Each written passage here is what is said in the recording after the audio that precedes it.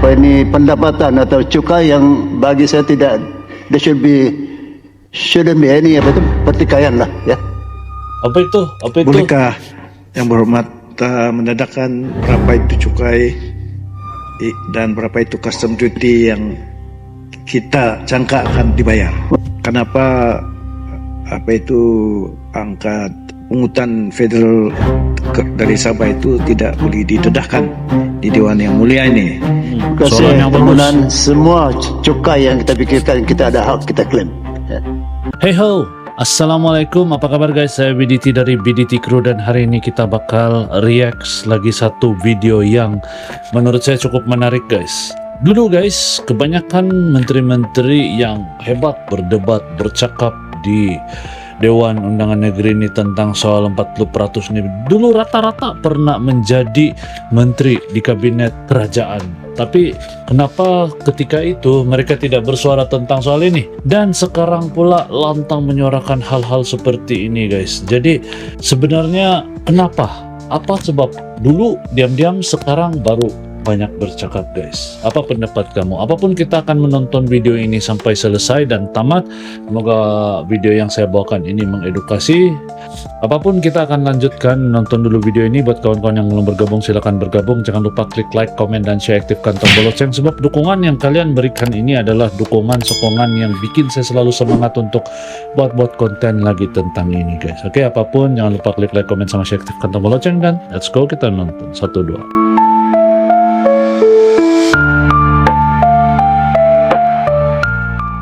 Rasa kecewa, rasa marah, sedih seluruh rakyat Sabah. Ada 4 mesyuarat jawatan kuasa, tapi dia dikatakan macam tidak serius 40% ini. Ini bukan tuntutan yang muncul baru semalam, bah. Ini adalah hak yang telah dijanjikan sejak awal pembentukan kita Malaysia nih. Rundingan demi rundingan, jawatan kuasa demi jawatan kuasa, pengumuman demi pengumuman, nanti pilihan raya semua mau jadi hero, sana sini, semua teriak MA63, semua parti pun mainkan MA63. Sampai bila Sabah harus menunggu? Datuk Speaker, rakyat Sabah masih bergelut dengan kemiskinan, menempuh jalan yang rosak dan berlubang-lubang, bekalan air yang tidak menentu yang kita bincangkan tadi, dan pembangunan yang jauh ketinggalan. Adakah ini namanya keadilan? Adakah ini semangat persekutuan? Kita orang Sabah ini tidak minta sedekah, kita tidak minta ihsan, kita hanya menuntut hak yang telah dijanjikan, hak yang telah dipersetujui, hak yang telah dimeterai dalam sejarah negara ini. Saya ingin tegaskan di Dewan Yang Mulia ini, kesabaran rakyat Sabah juga ada batasnya, Datuk Speaker. Sudah terlalu lama kita berbahas di Dewan ini. Sudah terlalu lama kita berbeza pendapat. Cukuplah perbezaan, cukuplah retorik. Tiba masa untuk kita bersatu, bah. Maka saya ingin menegaskan, Datuk Speaker, ini adalah satu pendirian. Ini adalah satu komitmen. Ini adalah satu amanah. Jika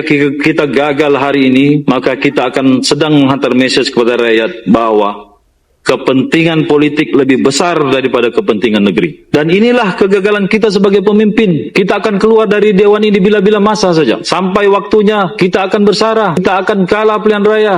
Kita tidak jadi menteri, tidak jadi ketua menteri, tidak juga jadi 4.69 billion. Berasaskan kepada 40% untuk masih 1 tahun. kenapa apa itu angka pungutan federal dari Sabah itu tidak boleh didedahkan di Dewan Yang Mulia ini? Soalan yang bagus. Semua cukai yang kita pikirkan kita ada hak kita klaim. Ya. Tidak kira apa jenis cukai lah, itu satu. Kedua, kenapa tidak didedahkan?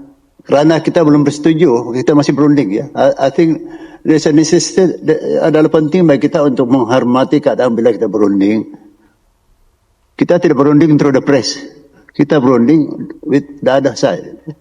So ada bagi saya lah, I truly believe we respect ourselves, we respect their stand. There are statistics that we can share. Tapi ada statistik yang masih dalam perundingan. I think we shouldn't. Because itu kita ini sendiri akan menjudge kita punya kedudukan kita sendiri. It's not just about the other side, it's all about our side. Oke, saya ada soalan. Kenapa tidak boleh dikemukakan secara nyata dia punya statistik pendapatan Sabah ini secara terbuka? Jadi ini satu alasan yang kalau menurut saya bukan jenis yang berpikir untuk condemn satu-satu pihak atas dasar suka dan tidak suka gitu. Tapi apa yang saya pikirkan ini, statistik itu tidak dibuka, kenapa? Mungkin ada alasan-alasan yang munasabah, ataupun kamu boleh, kawan-kawan semua menonton juga boleh huraikan di ruang kolom komentar di bawah. Apakah kalau didedahkan statistik pendapatan ataupun yang diklaim itu, banyak pihak yang akan menjadikan itu sebagai satu isu, dan kalau rundingan yang belum selesai sudah dipublikasikan, itu akan menjejaskan perundingan. Tapi kalau tidak dipublikasikan, apakah itu akan terus memakan waktu guys? Sekarang sudah berapa lama? Apakah dengan menarik ataupun dengan menutup ini semua dapat satu keputusan yang absolut begitu tentang statistik hak Sabah ini? Ini satu hal yang dibangkitkan yang cukup menarik nih di sini guys. Apa pendapat kawan-kawan? Komen di ruang kolom komentar di bawah. Sebab misalnya yang ini yang apa itu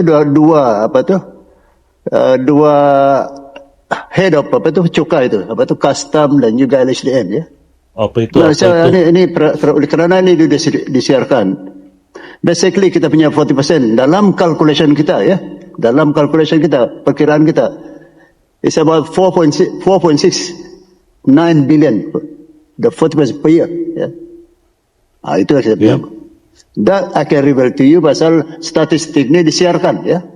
Dan itulah yang kita kutip lah, yang kita tuntut untuk head of pendapatan atau cukai yang bagi saya tidak, there shouldn't be any pertikaian lah, ya.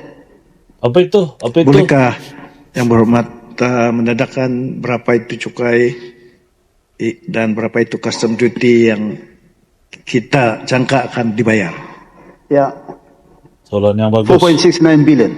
Berasaskan kepada 40% untuk 1 tahun. Untuk tahun 2025. Ya. Both So, custom dan 4.9%. Ya. Okay. Our calculation that is the 40%. Ya. Jadi kurang lebih 7 billion dan 2 billion. Problem 11. Ya. Kurang lebih lah. Yeah. Alright. Terima kasih. After 50 years, court just told the federal government, you owe Sabah money. We're talking tens of billions of ringgit. When Malaysia was formed in 1963, Sabah and Sarawak negotiated terms, and one of the terms said that 40% of all federal taxes collected in Sabah must go back to Sabah. It wasn't a request, it was actually written in the constitution. But after 1974, the federal government quietly stopped doing the reviews it was supposed to do every 5 years, and instead they gave small special grants, and over time that became the new normal. So for decades, Sabah kept sending money to the federal government, but only got back a fraction of what was promised. This week, the High Court ruled that all that was unlawful, irrational, unconstitutional. It ordered the federal government to review the 40% formula within 90 days and figure out how much Sabah is actually owed, all the way back to 1974. Now, if enforced, it is estimated that Sabah... Jadi kita nih, kalau konklusi saya ini, Sabah sebuah negeri yang sangat baik hati guys. Kita bagi, tapi kita tidak terima apa yang kita bagi itu. Jadi maksud dari sini nih, semua yang kita kontribusikan untuk persekutuan tidak kembalikan semula. Jadi ini salah dia di mana guys? Salah dia di mana? Apakah salah para pemerintah ataupun para pemimpin zaman dulu yang penting diri sendiri? Mungkin boleh saya cakap penting diri sendiri kan, yang pernah menerajui Sabah, ataupun ini adalah silap masyarakat sendiri yang boleh digula-gulakan. Setiap pilihan raya isu ini bangkit dan digula-gulakan, lepas tu percaya lagi, huha sana huha sini, dan akhirnya kita diam.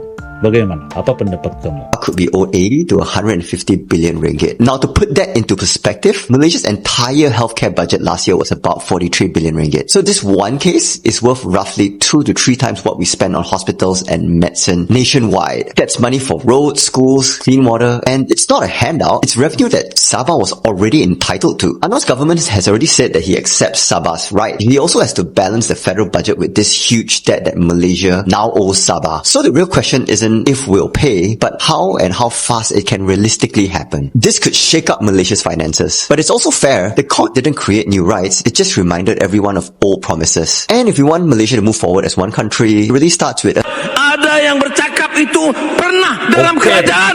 Apa yang kamu lakukan? Apa yang kamu Ada orang lakukan? bertanya. Bangkitkan semua masalah sekarang. Seolah-olah MA 63 itu hanya masalah hari ini. 40% pun masalah hari ini. Saya nak tanya, masalah ini sudah puluhan tahun. Ada yang bercakap itu pernah dalam kerajaan. Apa yang kamu lakukan? Betul. Itu betul. Apa yang kamu lakukan? Saya mula dengan cerita 40% ni. guys. 40%. Boleh dibincangkan, tidak ada masalah. Bukan lagi Bawa boleh pun ke dibincangkan mahkamah. sepatutnya. Memang hak, memang Apa masalahnya? Sabah punya. Ini kerajaan madani. Jangan banding dengan kerajaan-kerajaan terdahulu. Mahkamah Masih kata juga harus pun dalam berunding. prosiding. Saya nak bagi tahu saudara, rundingan dah bermula secara pesat dan aktif. Saya dah tugaskan tim malam Perdana Menteri 2, Datuk Seri Fadilah, untuk mengetuai perbincangan. Jadi kalau tanya mengapa belum ada rundingan, rundingan telah pun bermula. Saya sendiri pengurusikan dan hadir bersama Premier Sarawak, Aziz Abang Johari, dan Ketua Menteri Sabah, Saudara Haji Ji. Rundingan diadakan. Sebab itu, dari segi perkara 122, dulu 56 juta satu tahun. Kemudian paling tinggi 150 juta satu tahun. Kita ambil alih, terus meningkat jadi 300 juta ringgit untuk Sabah dan Sarawak satu tahun. Tak cukup. 600 juta. Tahun lalu, tahun ini saya umumkan naik 600 juta ringgit satu tahun. Itu pun kita berpakat dengan dua-dua negeri Sabah dan Sarawak mengatakan ini interim, keputusan sementara rundingan diteruskan. Siapa kata belum berunding? Mengapa kamu nak serang kami? Mengapa kamu menjadi perkakas kepada orang-orang? Ada mantan-mantan Perdana Menteri yang turun. Tanya mereka. Semasa mereka Perdana Menteri, berapa yang diluluskan? Guys, jadi itu satu pidato yang bagus guys, tapi masih proceeding, masih terus diteruskan, dipanjangkan lagi perundingan ini entah sampai bila, mungkin sampai habis PRU lah kan. Kita pun tidak tahu, belum ada update yang paling latest lagi. Jadi apa pendapat kalian guys dengan keputusan-keputusan seperti ini apakah hak-hak 40% ini akan dikembalikan ataupun akan dirunding lagi guys? Apa pendapat kamu? Coba komen di ruang kolom komentar di bawah. Tapi paling menarik perhatian saya bila dulu menteri-menteri yang sekarang lantang bersuara pernah menjadi pemerintah, pernah menjadi pemimpin di Sabah ini, tapi kenapa tidak ada suara? Tapi kenapa sekarang menjadi superhero dan banyak rakyat yang termakan dengan itu? Apakah mereka percaya dengan perubahan pada menteri itu? Apa pendapat kalian guys? Coba komen di ruang kolom komentar di bawah. Sampai di sini video pada kali ini, semoga bermanfaat dan kamu suka dengan video yang saya react ini, dan kamu punya pendapat sendiri, komen di ruang kolom komentar di bawah apa pendapat kalian. Dan sampai kita jumpa di video yang akan datang. Terima kasih sudah luangkan waktu buat menonton. Ingat guys, jangan mudah percaya, jangan mudah digula-gulakan, dan sampai jumpa di video yang akan datang. Assalamualaikum, jumpa lagi guys.